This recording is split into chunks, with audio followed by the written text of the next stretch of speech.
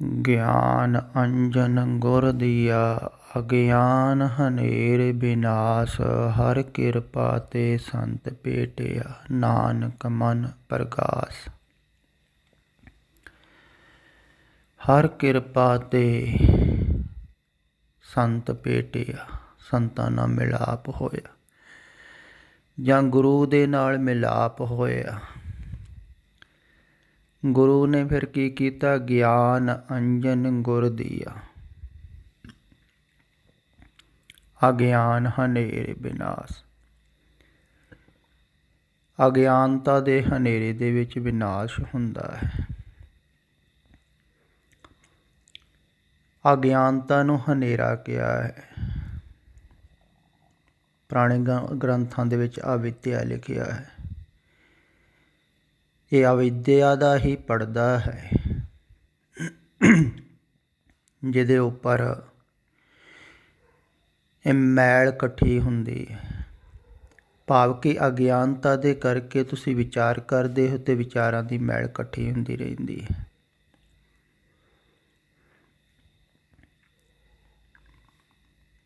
ਅਤੇ ਅਗਿਆਨਤਾ ਦੂਰ ਜਿਹੜੀ ਹੈ ਉਹ ਪੜ੍ਹ ਕੇ ਨਹੀਂ ਹੁੰਦੀ ਹੈ, ਨਾ ਹੀ ਵਿਚਾਰ ਕੇ ਹੁੰਦੀ ਹੈ, ਨਾ ਹੀ ਸਮਝ ਕੇ ਹੁੰਦੀ ਹੈ। ਇਹ ਗੱਲ ਖਿਆਲ ਵਿੱਚ ਰੱਖਣ ਯੋਗ ਹੈ। ਆਮ ਸਾਧਾਰਣਤଃ ਧਾਰਮਿਕ ਲੋਕ ਇਉਂ ਹੀ ਸੋਚਦੇ ਹਨ ਵੀ ਧਾਰਮਿਕ ਗ੍ਰੰਥਾਂ ਦਾ ਅਧਿਐਨ ਕਰਕੇ ਅਤੇ ਗਿਆਨ ਪ੍ਰਾਪਤ ਕਰ ਲਵਾਂਗੇ। ਨਹੀਂ, ਉਹ ਸ਼ਬਦਾਂ ਦਾ ਗਿਆਨ ਹੋਵੇਗਾ। ਵਿਚਾਰ ਵਿਚਾਰ ਕੇ, ਜਿਵੇਂ ਇਵੇਂ ਸਮਝ ਲਵੋ, ਜਿਵੇਂ ਮੈਂ ਹੁਣੇ ਕਿਹਾ ਹੈ ਵੀ ਪਰਮਾਤਮਾ ਇੱਕੋ ਹੀ ਹੈ ਸਾਰੀ ਜਗ੍ਹਾ, ਅਤੇ ਇਵੇਂ ਹੀ ਤੁਸੀਂ ਸਮਝ ਲਵੋ ਵੀ ਪਰਮਾਤਮਾ ਹੀ ਹੈ। ਪਰ ਇਹ ਤੁਹਾਡਾ ਉੱਪਰੋਂ ਉੱਪਰੋਂ ਸਮਝਿਆ ਹੋਇਆ ਹੈ। ਇਵੇਂ ਹੀ ਧਾਰਮਿਕ ਲੋਕ ਸਮਝ ਲੈਂਦੇ ਹਨ ਪਰਮਾਤਮਾ ਸਰਵ ਵਿਆਪਕ ਹੈ, ਪਰਮਾਤਮਾ ਦਾ ਹੀ ਸਭ ਰੂਪ ਹੈ। ਅਤੇ ਪਰਮਾਤਮਾ ਬਾਰੇ ਉਹ ਗੱਲਾਂ ਐਸੀਆਂ ਸਮਝ ਲੈਂਦੇ ਹਨ, ਬਹੁਤ ਕੁਛ ਲਿਖਿਆ ਹੈ।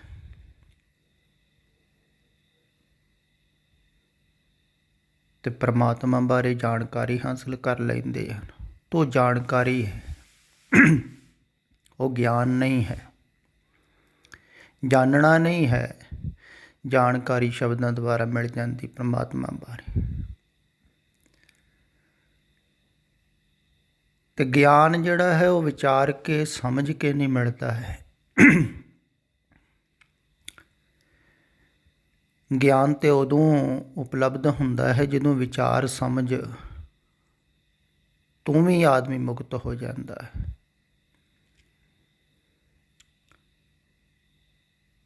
ਵਾਸਤਵਿਕ ਗਿਆਨ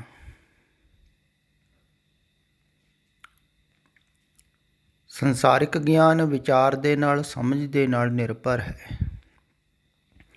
ਇਸੇ ਕਾਰਨ ਹੀ ਅਧਿਆਤਮ ਪੁਰਸ਼ ਜਿਹੜੇ ਜਾਣਦੇ ਹਨ, ਜਾਗਰਤ ਹਨ, ਉਹ ਉਲਟੀ ਗੱਲ ਕਹਿੰਦੇ ਹਨ। ਪਹਿਲਾਂ ਉਹ ਕਹਿੰਦੇ ਹਨ ਪਹਿਲਾਂ ਸੰਸਾਰ ਨੂੰ ਜਾਣ ਲਓ, ਤੁਸੀਂ ਸੰਸਾਰ ਦੀ ਅਸਲੀਅਤ ਨੂੰ ਜਾਣੋ। ਪਰਮਾਤਮਾ ਨੂੰ ਨਹੀਂ ਤੁਸੀਂ ਜਾਣ ਸਕਦੇ ਇਸ ਬੁੱਧੀ ਨਾਲ, ਇਸ ਸਮਝ ਦੇ ਨਾਲ, ਪਰ ਸੰਸਾਰ ਨੂੰ ਤਾਂ ਜਾਣ ਹੀ ਸਕਦੇ ਹੋ ਨਾ, ਕਿ ਸੰਸਾਰ 'ਚ ਤਾਂ ਪੈਦਾ ਹੋਏ। ਤਾਂ ਸੰਸਾਰ ਨੂੰ ਜਾਣੋ ਪਹਿਲਾਂ। ਅਗਰ ਇਹਨੂੰ ਤੁਸੀਂ ਸਹੀ ਸਹੀ ਜਾਣ ਲਿਆ, ਵਾਸਤਵਿਕ ਇਹਦਾ ਸਰੂਪ ਜਾਣ ਲਿਆ ਸੰਸਾਰ ਦਾ, ਵੀ ਝੂਠ ਹੈ, ਅਤੇ ਇਹਦੇ ਤੋਂ ਛੁਟਕਾਰਾ ਹੋ ਗਿਆ ਤੁਹਾਡਾ, ਅਤੇ ਤੁਸੀਂ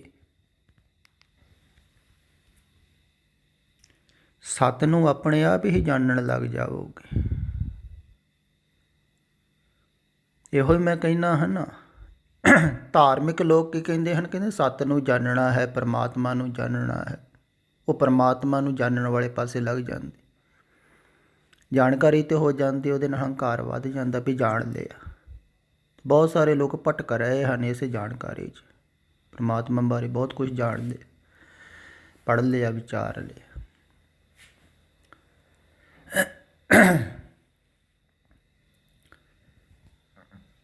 ਪਰ ਜਿਹੜੇ ਵਾਸਤਵਿਕ ਦੇ ਵਿੱਚ ਜਾਣਦੇ ਹਨ, ਉਹ ਕਹਿੰਦੇ ਹਨ ਪਰਮਾਤਮਾ ਬਾਰੇ ਪਹਿਲਾਂ ਨਹੀਂ ਜਾਣਿਆ ਜਾਂਦਾ ਹੈ, ਕਿਉਂਕਿ ਪਰਮਾਤਮਾ ਬਾਹਰ ਨਹੀਂ ਹੈ, ਜਾਣਕਾਰੀ ਦਾ ਹਿੱਸਾ ਨਹੀਂ ਬਣਦਾ। ਇੰਦਰੀਆਂ ਦੁਆਰਾ ਪਰਮਾਤਮਾ ਨੂੰ ਨਹੀਂ ਜਾਣਿਆ ਜਾ ਸਕਦਾ। ਤਦੇ ਕਿਹਾ ਨਾ ਅਗਮ ਅਗੋਚਰ, ਅਗਾਧ ਬੋਧ ਵੀ ਕਿਹਾ ਹੈ। ਦੇਖੋ ਬੁੱਧੀ ਤੋਂ ਵੀ ਪਰੇ, ਤੇ ਤੁਸੀਂ ਕਿਵੇਂ ਜਾਣ ਲਵੋਗੇ? ਸਮਝ ਦੁਆਰਾ। ਇਸ ਕਰਕੇ ਸਮਝ ਦੁਆਰਾ ਤੁਸੀਂ ਝੂਠ ਨੂੰ ਜਾਣ ਸਕਦੇ ਹੋ, ਝੂਠ ਦੀ ਤਰ੍ਹਾਂ। ਇਹ ਤਾਂ ਸੁਭਾਵਿਕ ਹੀ ਹੈ ਨਾ। ਦੇਖੋ ਕਿੱਡੀ ਸਿੱਧੀ ਗੱਲ ਹੈ, ਸਾਫ਼। ਧਾਰਮਿਕ ਲੋਕਾਂ ਦੇ ਇਹੋ ਗੱਲ ਸਮਝ ਵਿੱਚ ਨਹੀਂ ਆਉਂਦੀ। ਉਹ ਕਹਿੰਦੇ ਸੰਸਾਰ ਨੂੰ ਕਿਵੇਂ ਝੂਠ ਕਹੀ ਜਾਂਦੇ ਤੁਸੀਂ? ਪਰਮਾਤਮਾ ਨੂੰ ਸੱਚ ਕਹਿਣਾ ਹੈ ਤੇ ਕਹਿਣ ਵਾਲੇ ਸਾਰੇ ਹੀ ਹਨ, ਸਮਝਾਉਣ ਵਾਲੇ ਵੀ ਸਾਰੇ ਹੀ ਹਨ। ਪਰਮਾਤਮਾ ਦਾ ਗਿਆਨ ਦੇਣ ਵਾਲੇ, ਤੇ ਲੋਕਾਂ ਨੂੰ ਇਉਂ ਲੱਗਦਾ ਹੈ ਵੀ ਪਰਮਾਤਮਾ ਦਾ ਗਿਆਨ ਹੋ ਜਾਊਗਾ ਇਸ ਢੰਗ ਦੇ ਨਾਲ, ਸੁਣ ਸੁਣ ਕੇ, ਸਮਝ ਸਮਝ ਕੇ। ਨਹੀਂ, ਪਰਮਾਤਮਾ ਦਾ ਨਹੀਂ ਗਿਆਨ ਹੁੰਦਾ ਹੈ। ਪਹਿਲਾਂ ਸੰਸਾਰ ਜਿੱਥੇ ਤੁਸੀਂ ਖੜ੍ਹੇ ਹੋ ਇਹਨੂੰ ਜਾਣੋ। ਇਹਨੂੰ ਅਗਰ ਤੁਸੀਂ ਵਾਸਤਵਿਕ ਦੇ ਵਿੱਚ ਜਾਣ ਲਿਆ ਵੀ ਇਹ ਸੱਤ ਹੈ, ਝੂਠ ਹੈ। ਅਸੀਂ ਭਟਕ ਰਹੇ ਹਾਂ ਹਨੇਰੇ ਦੇ ਵਿੱਚ, ਜਿਵੇਂ ਆਦਮੀ ਭਟਕ ਰਿਹਾ ਹੁੰਦਾ। ਅਗਿਆਨ ਨੂੰ ਹਨੇਰਾ ਹੀ ਕਿਹਾ ਹੈ ਨਾ, ਅਗਿਆਨ ਹਨੇਰ ਵਿਨਾਸ਼। ਵੀ ਉਹਨੂੰ ਸੋਚਦਾ ਨਹੀਂ ਹੈ ਕਿੱਧਰ ਦੀ ਨਿਕਲਣਾ ਬਾਹਰ। ਜਿਵੇਂ ਬਹੁਤ ਹਨੇਰਾ ਹੋਵੇ ਅਤੇ ਜੰਗਲ 'ਚ ਖੋ ਜਾਵੇ ਆਦਮੀ ਅਤੇ ਰਸਤਾ ਨਾ ਟੋਲ ਸਕੇ, ਇੱਦਾਂ ਹੀ ਹੋ ਰਿਹਾ ਨਾ। ਤੁਸੀਂ ਕੋਈ ਰਸਤਾ ਲੱਭਦੇ ਨਹੀਂ, ਪਤਾ ਨਹੀਂ ਲੱਗਦਾ ਤੁਹਾਨੂੰ ਵੀ ਕੀ ਕਰੀਏ। ਜਿਵੇਂ ਪਿੱਛੇ ਗੁਰਮੁਖ ਪਿਆਰੇ ਨੇ ਲਿਖਿਆ ਸੀ ਵੀ ਕੀ ਕਰੀਏ ਅਸੀਂ, ਪਤਾ ਨਹੀਂ ਲੱਗਦਾ ਹੈ ਨਾ। ਵੀ ਕੋਈ ਕਹਿੰਦਾ ਕੁਛ ਕਰੋ, ਕੋਈ ਕਹਿੰਦਾ ਕੁਛ ਕਰੋ, ਕੋਈ ਕਹਿੰਦਾ ਕੁਛ ਕਰੋ, ਵੀ ਕੀ ਕਰੀਏ? ਸੋਚਦਾ ਨਹੀਂ, ਆਪਣੇ ਆਪ ਦਿਖਦਾ ਵੀ ਨਹੀਂ ਵੀ ਕਿਵੇਂ ਨਿਕਲੀਏ ਬਾਹਰ। ਚਾਰ ਚੁਫੇਰੇ ਸੰਸਾਰ ਹੀ ਸੰਸਾਰ ਹੈ। ਪਰ ਜਿਨ੍ਹਾਂ ਨੂੰ ਦਿਖਦਾ ਹੈ ਨਾ, ਉਹ ਫਿਰ ਕੀ ਕਰਦੇ ਹਨ? ਗਿਆਨ ਰੂਪੀ ਅੰਜਨ ਦਿੰਦੇ ਹਨ। ਗਿਆਨ ਅੰਜਨ ਜਾ ਕੇ ਨੇਤਰੀ ਪੜਿਆ। ਜਿਨ੍ਹਾਂ ਦੀ ਨੇਤਰਾਂ ਦੇ ਵਿੱਚ ਪੈ ਜਾਂਦਾ ਹੈ, ਉਹਨਾਂ ਨੂੰ ਫਿਰ ਸਾਫ਼ ਸਾਫ਼ ਦਿਖਾਈ ਦੇਣ ਲੱਗ ਜਾਂਦਾ ਹੈ ਵੀ ਆਹ ਝੂਠ ਹੈ ਅਤੇ ਆਹ ਹੈ ਸੱਤ। ਵਿਵੇਕ ਬੁੱਧੀ ਜਾਗਦੀ ਹੈ। ਵਿਵੇਕ ਦਾ ਭਾਵ ਹੁੰਦਾ ਹੈ ਵੀ ਨਿਰਣਾ ਕਰਨ ਵਾਲੀ ਸੱਚ ਅਤੇ ਝੂਠ। ਅਤੇ ਜਦੋਂ ਝੂਠ ਸੁੱਟਦਾ ਜਾਂਦਾ ਹੈ ਅਤੇ ਉਦੋਂ ਸਹਿਜੇ ਸਹਿਜੇ ਹੀ ਆਦਮੀ ਨੂੰ ਗਿਆਨ ਹੁੰਦਾ ਜਾਂਦਾ। ਛੁੱਟਣ ਕਰਕੇ ਹੁੰਦਾ ਹੈ ਝੂਠ ਦੇ, ਪਤਾ ਲੱਗਣਾ ਸ਼ੁਰੂ ਹੋ ਜਾਂਦਾ ਗਿਆਨ ਦਾ ਭਾਵ ਵੀ ਸੱਤ ਦਾ ਮਾਰਗ ਆਹ ਵਾ। ਝੂਠ ਦਾ ਮਾਰਗ ਹੈ ਸੰਸਾਰ ਨੂੰ ਸੋਚਣਾ ਅਤੇ ਸੰਸਾਰ ਵਿੱਚ ਫਸਣਾ, ਝੂਠ ਵੱਲ ਨੂੰ ਜਾਣਾ। ਅਤੇ ਜਿੰਨੀ ਜਿੰਨੀ ਸਮਝ ਆਉਂਦੀ ਹੈ, ਸੁਣ ਸੁਣ ਕੇ ਹੀ ਆਉਂਦੀ ਹੈ ਨਾ, ਸੁਣ ਸੁਣ ਕੇ ਹੀ ਆ ਰਹੀ ਹੈ। ਦੇਖੋ ਬਹੁਤਿਆਂ ਨੂੰ ਅਤੇ ਬਾਹਰ ਆ ਰਹੇ ਹਨ ਅਤੇ ਉਹਨਾਂ ਨੂੰ ਗਿਆਨ ਹੋ ਰਿਹਾ ਸੰਸਾਰ ਦਾ ਵੀ ਝੂਠ ਹੈ, ਅਸੱਤ ਹੈ, ਮਿੱਠਿਆ ਹੈ, ਜੋੜ ਲੱਗੇ ਹੋਏ ਵਿੱਚ ਮਜ਼ਬੂਤ। ਤਦ ਇਹਨਾਂ ਦਾ ਮਨ ਹਟ ਰਿਹਾ, ਹਟਾਇਆ ਵੀ ਨਹੀਂ ਹਟ ਰਿਹਾ। ਦੇਖੋ ਕਿੰਨੇ ਮਜ਼ਬੂਤ ਜੋੜ ਹਨ, ਪੱਕੀਆਂ ਰੱਸੀਆਂ ਬੱਧੀਆਂ ਹੋਈਆਂ। ਖੋਲ੍ਹਣ ਦੀ ਕੋਸ਼ਿਸ਼ ਵੀ ਕਰ ਰਹੇ ਹਨ ਬਹੁਤ, ਫਿਰ ਵੀ ਨਹੀਂ ਖੁੱਲ੍ਹ ਰਹੇ। ਜੋੜ ਹੈ ਨਾ ਪਿੱਛੇ, ਅਤੇ ਉਹ ਜਿਹੜੇ ਜੋੜ ਹਨ ਪਿੱਛੇ ਸੰਸਾਰ ਦੇ ਵਿੱਚ ਝੂਠ ਦੇ ਨਾਲ ਲੱਗੇ ਹੋਏ, ਅਤੇ ਉਹ ਖੁੱਲ੍ਹਦੇ ਹਨ ਉਦੋਂ ਜਦੋਂ ਹਰ ਕਿਰਪਾ 'ਤੇ ਸੰਤ ਭੇਟਾ ਹੋ ਜਾਂਦੀ ਹੈ, ਮਿਲਾਪ ਹੋ ਜਾਂਦਾ, ਭਾਵਨਾ ਪੈਦਾ ਹੋ ਜਾਂਦੀ ਹੈ। ਫਿਰ ਉਹਦੀ ਅੱਖ ਜਿਹੜੀ ਹੈ ਨਾ ਉਹ ਖੁੱਲ੍ਹਣੀ ਸ਼ੁਰੂ ਹੋ ਜਾਂਦੀ ਹੈ, ਸਾਫ਼ ਸਾਫ਼ ਦਿਖਾਈ ਦੇਣਾ ਸ਼ੁਰੂ ਹੋ ਜਾਂਦਾ ਹੈ। ਅੰਜਨ ਪੈ ਗਿਆ ਨਾ ਗਿਆਨ ਦਾ, ਸੁਣ ਸੁਣ ਕੇ ਭਾਵਨਾ ਦੁਆਰਾ ਖਿਆਲ ਵਿੱਚ ਆ ਰਿਹਾ ਹੈ, ਦਿਖ ਰਿਹਾ ਹੈ ਸੰਸਾਰ ਝੂਠ ਹੈ, ਤੇ ਅੰਜਨ ਹੀ ਹੈ ਨਾ।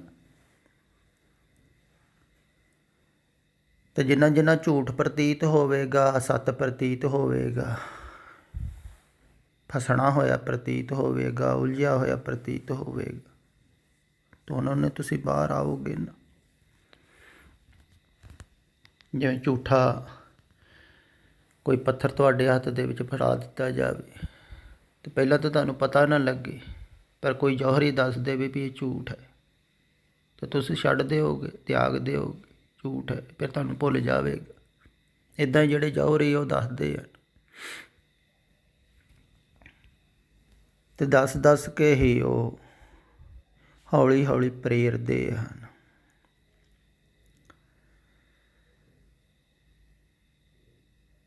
ਅਤੇ ਮਨ ਨੂੰ ਮੋੜਦੇ ਹਨ।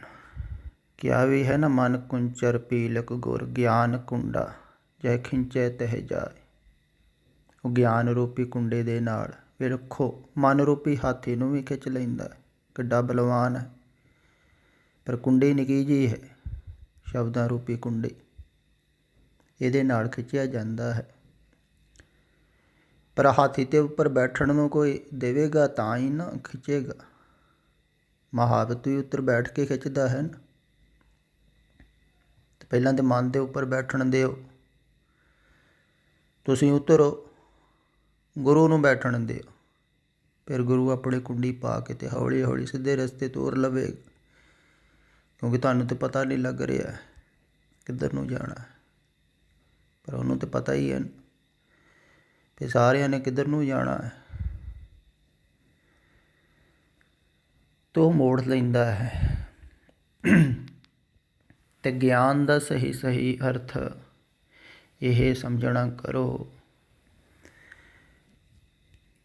ਵੀ ਗਿਆਨ ਨਾ ਹੀ ਵਿਚਾਰ ਕੇ, ਨਾ ਪੜ੍ਹ ਕੇ, ਐਸਾ ਥੋੜ੍ਹੀ ਹੈ ਵੀ ਬਹੁਤ ਜ਼ਿਆਦਾ ਪੜ੍ਹੇ ਲਿਖੇ ਸਮਝਦਾਰ ਉਹਨਾਂ ਨੂੰ ਗਿਆਨ ਹੋ ਜਾਵੇਗਾ। ਨਹੀਂ, ਅਧਿਆਤਮ ਦਾ ਗਿਆਨ ਉਲਟਾ ਹੈ, ਇਸ ਕਰਕੇ ਅਨਪੜ੍ਹਾਂ ਨੂੰ ਵੀ ਹੋ ਜਾਂਦਾ ਹੈ। ਬਿਲਕੁਲ ਅਨਪੜ੍ਹ ਹੋਵੇ ਕੋਈ, ਕਿਉਂਕਿ ਇਹਦੇ ਤਾਂ ਪੜ੍ਹਾਈ ਨਾਲ ਕੋਈ ਲੈਣਾ ਦੇਣਾ ਨਹੀਂ ਹੈ ਨਾ, ਇਹ ਤਾਂ ਛੱਡਣਾ ਹੈ। ਜਿਹੜਾ ਛੱਡ ਕੇ ਗਿਆਨ ਹੋਵੇਗਾ ਸਭ ਕੁਛ, ਤਾਂ ਉਹ ਤਾਂ ਅਨਪੜ੍ਹ ਨੂੰ ਵੀ ਹੋ ਜਾਵੇਗਾ, ਤੂੰ ਸਿਖਾਲਾ ਹੋ ਜਾਂਦਾ ਹੈ ਅਨਪੜ੍ਹ ਨੂੰ। ਪੜ੍ਹੇ ਲਿਖੇ ਜ਼ਿਆਦਾ ਫਸਦੇ ਹਨ। ਪੜ੍ਹਿਆ ਮੂਰਖ ਆਖੀਏ ਜਿਸ ਲੱਭ ਲੋਭ ਅਹੰਕਾਰ, ਜ਼ਿਆਦਾ ਲੱਭ ਲੋਭ ਅਹੰਕਾਰ ਹੋ ਜਾਂਦਾ ਪੜ੍ਹੇ ਨੂੰ। ਜਾਣਕਾਰੀ ਦਾ ਵੀ ਦੇਖੋ ਉਲਟੀ ਗੱਲ ਹੋ ਜਾਂਦੀ, ਪੜ੍ਹ ਲਿਖ ਕੇ ਨਹੀਂ। ਐਸਾ ਨਾ ਕੋਈ ਸੋਚਿਓ ਵੀ ਤੁਸੀਂ ਘੱਟ ਸਮਝਦਾਰ ਹੋ, ਘੱਟ ਪੜ੍ਹੇ ਲਿਖੇ ਹੋ, ਅਤੇ ਕਿਵੇਂ ਹੋ ਸਕਦਾ, ਨਹੀਂ। ਇੱਧਰ ਪੜ੍ਹਾਈ ਕੰਮ ਨਹੀਂ ਆਉਂਦੀ, ਇੱਧਰ ਸਮਰਪਣ ਕੰਮ ਆਉਂਦਾ ਹੈ, ਸ਼ਰਧਾ ਕੰਮ ਆਉਂਦੀ, ਭਾਵਨਾ ਕੰਮ ਆਉਂਦੀ, ਕਿਉਂਕਿ ਇੱਧਰ ਛੁੱਟਣਾ ਹੈ ਨਾ, ਸਭ ਕੁਝ ਛੁੱਟ ਗਿਆ, ਤਾਂ ਉਹ ਤਾਂ ਗਿਆਨ ਤੁਹਾਡੇ ਅੰਦਰ ਹੈ ਹੀ, ਜਿੱਥੋਂ ਆਏ ਹੋ ਉੱਥੇ ਦਾ ਗਿਆਨ। ਐਸਾ ਕਿਹਾ ਵੀ ਹੈ ਨਾ, ਮੂਲ ਮੰਤਰ ਸਰਬ ਕੋ ਗਿਆਨ। ਮੁੱਢਲਾ ਮੰਤਰ, ਮੂਲ ਮੰਤਰ ਇਹ ਨਹੀਂ ਜਿਹੜਾ ਸਿੱਖ ਕਹਿੰਦੇ ਹਨ ਜਪਜੀ ਸਾਹਿਬ ਜੀ ਦੇ ਸ਼ੁਰੂਆਤ 'ਚ, ਨਹੀਂ। ਮੂਲ ਮੰਤਰ ਦਾ ਅਰਥ ਹੈ ਮੁੱਢਲਾ ਗਿਆਨ, ਉਹ ਜਾਣਕਾਰੀ ਜਿੱਥੋਂ ਤੁਸੀਂ ਆਏ ਹੋ ਉੱਥੋਂ ਦਾ ਤੁਹਾਨੂੰ, ਜਦੋਂ ਉੱਥੇ ਪਹੁੰਚੋਗੇ ਤੁਹਾਨੂੰ ਇੱਕਦਮ ਪਤਾ ਲੱਗ ਜਾਵੇਗਾ। ਜਦੋਂ ਉਸ ਘਰ, ਆਪਣੇ ਘਰ ਪਹੁੰਚੋਗੇ, ਤੁਹਾਨੂੰ ਪਤਾ ਹੀ ਲੱਗੇਗਾ ਨਾ ਵੀ ਇਹ ਆਪਣਾ ਹੀ ਘਰ ਹੈ, ਇੱਥੋਂ ਹੀ ਤਾਂ ਗਏ। ਪਹਿਲਾਂ ਨਹੀਂ ਪਤਾ ਲੱਗੇਗਾ, ਉੱਥੇ ਪਹੁੰਚ ਕੇ ਪਤਾ ਲੱਗੇਗਾ। ਤਾਂ ਉਹ ਗਿਆਨ ਹਰ ਇੱਕ ਨੂੰ ਹੀ ਹੈ ਅੰਦਰ ਦਰਅਸਲ, ਇਸ ਕਰਕੇ ਉਹਨੂੰ ਬਾਹਰੋਂ ਲੈਣ ਦੀ ਲੋੜ ਨਹੀਂ ਹੈ। ਬਾਹਰੋਂ ਗਿਆਨ ਜਿਹੜਾ ਮਿਲਦਾ ਹੈ ਨਾ ਗੁਰੂ ਦੁਆਰਾ, ਉਹ ਝੂਠ ਤੋਂ ਮੁਕਤ ਹੋਣ ਵਾਸਤੇ ਮਿਲਦਾ ਹੈ, ਬੰਧਨਾਂ ਤੋਂ ਮੁਕਤ ਕਰਦਾ ਹੈ ਸਤਿਗੁਰੂ।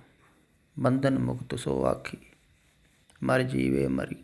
ਜਿਹੜਾ ਮਰਨ ਨੂੰ ਤਿਆਰ ਹੋ ਗਿਆ ਗੁਰੂ ਦੇ ਸਨਮੁਖ, ਉਹਨੂੰ ਫਿਰ ਉਹ ਬੰਧਨ ਮੁਕਤ ਕਰਦਾ ਰਹਿੰਦਾ ਹੈ, ਤਾਂ ਬੰਧਨ ਮੁਕਤ ਕਰਦਾ ਹੈ। ਭਾਵ ਕਿ ਉਹ ਬਾਹਰੋਂ ਛਡਾਉਣ ਵਾਸਤੇ ਗਿਆਨ ਦਿੰਦਾ। ਇਹੋ ਹੀ ਫਰਕ ਹੈ ਜਾਗਰਤ ਪੁਰਸ਼ ਦਾ ਅਤੇ ਜਿਹੜੇ ਉਪਦੇਸ਼ਾਂ ਦੁਆਰਾ ਗਿਆਨ ਹਾਸਲ ਕਰਦੇ ਹਨ, ਉਹ ਬੰਧਨ ਮੁਕਤ ਹੋਣ ਵਾਸਤੇ ਥੋੜ੍ਹੀ ਕਰ ਰਹੇ ਹਨ। ਨਾ ਹੀ ਸੰਸਾਰ ਤੋਂ ਕੋਈ ਛੁੱਟ ਰਿਹਾ ਹੈ, ਨਾ ਕੋਈ ਮੋਹ ਤੋਂ ਮੁਕਤ ਹੋਣ ਵਾਸਤੇ ਗਿਆਨ ਹਾਸਲ ਕਰ ਰਿਹਾ। ਉਹ ਸਿਰਫ ਜਾਣਕਾਰੀ ਹਾਸਲ ਕਰ ਰਹੇ ਆ, ਅਤੇ ਜਾਣਕਾਰੀ ਦੁਆਰਾ ਥੋੜ੍ਹੀ ਛੁਟਕਾਰਾ ਹੁੰਦਾ ਹੈ। ਪੰਡਤ ਬਣ ਜਾਂਦੇ ਹਨ, ਗਿਆਨੀ ਪ੍ਰਚਾਰਕ ਦੇਖੋ ਕਿੰਨੇ ਹਨ। ਸਭ ਭਟਕ ਰਹੇ ਹਨ ਅਤੇ ਜ਼ਿਆਦਾ ਭਟਕਣਗੇ। ਇਸ ਕਰਕੇ ਖਿਆਲ ਵਿੱਚ ਰੱਖਣ ਯੋਗ ਹੈ ਵੀ ਇਹ ਸਹਿਜ ਹੈ। ਜਿਵੇਂ ਜਿਵੇਂ ਤੁਸੀਂ ਬਾਹਰੋਂ ਸੰਸਾਰ ਨਾਲੋਂ ਵਿਚਾਰਧਾਰਾ ਘੱਟ ਕਰੋਗੇ, ਉਹਨਾਂ ਹੀ ਗਿਆਨ ਹੋਵੇਗਾ ਤੁਹਾਨੂੰ। ਕਿਉਂਕਿ ਅਵਿਦਿਆ ਦੁਆਰਾ ਵਿਚਾਰ ਪੈਦਾ ਹੋ ਰਹੇ ਹਨ, ਅਗਿਆਨਤਾ ਦੁਆਰਾ ਸੰਸਾਰ ਨਾਲ ਜੁੜ ਰਹੇ, ਅਤੇ ਜਿੰਨਾ ਜੋੜ ਘੱਟ ਹੋਵੇਗਾ ਓਨਾ ਹੀ ਗਿਆਨ ਹੋਵੇਗਾ। ਅਵਿਦਿਆ ਘਟੇਗੀ, ਮੈਲ ਵੀ ਘਟੇਗੀ। ਜਿਵੇਂ ਤੁਸੀਂ ਕਿਹਾ ਹੈ, ਮਨ ਮਰੇਗਾ ਅਤੇ ਤੁਸੀਂ ਆਪਣੇ ਘਰ ਵੱਲ ਨੂੰ ਤੁਰੇ ਆਓਗੇ। ਆਪਣੇ ਅੰਦਰ ਬਾਹਰੋਂ ਛੁਟਕਾਰਾ ਹੁੰਦਾ ਜਾਵੇਗਾ, ਅਤੇ ਇਹ ਤੁਹਾਡੇ ਕੋਲ ਮੌਕਾ ਹੈ, ਅਵਸਰ ਹੈ, ਇਹਨੂੰ ਗਵਾਓ ਨਾ। ਹਰ ਕਿਰਪਾ ਤੇ ਸੰਤ ਭੇਟਿਆ, ਨਾਨਕ ਮਨ ਪ੍ਰਗਾਸ਼। ਪ੍ਰਭੂ ਦੀ ਕਿਰਪਾ ਦੁਆਰਾ ਤੁਹਾਨੂੰ ਅਵਸਰ ਮਿਲਿਆ ਹੋਇਆ ਅਤੇ ਪ੍ਰਕਾਸ਼ ਵੱਲ ਨੂੰ ਆਓ, ਹਨੇਰੇ ਵੱਲ ਨੂੰ ਨਾ ਜਾਓ, ਨਹੀਂ ਤਾਂ ਭਟਕਦੇ ਰਹੋਗੇ। ਫਿਰ ਪਤਾ ਨਹੀਂ ਕਦੋਂ ਮਿਲੇ ਅਵਸਰ। ਹੁਣ ਮਿਲਿਆ ਹੋਇਆ ਹੈ। ਇਸ ਪੌੜੀ 'ਤੇ ਜੋ ਨਰ ਚੁੱਕੇ, ਆਏ ਜਾਏ ਦੁੱਖ ਪਾਏ ਨਾ। ਫਿਰ ਪਤਾ ਨਹੀਂ ਕਿੰਨਾ ਸਮਾਂ ਭਟਕਣਾ ਪੈ ਜਾਵੇ।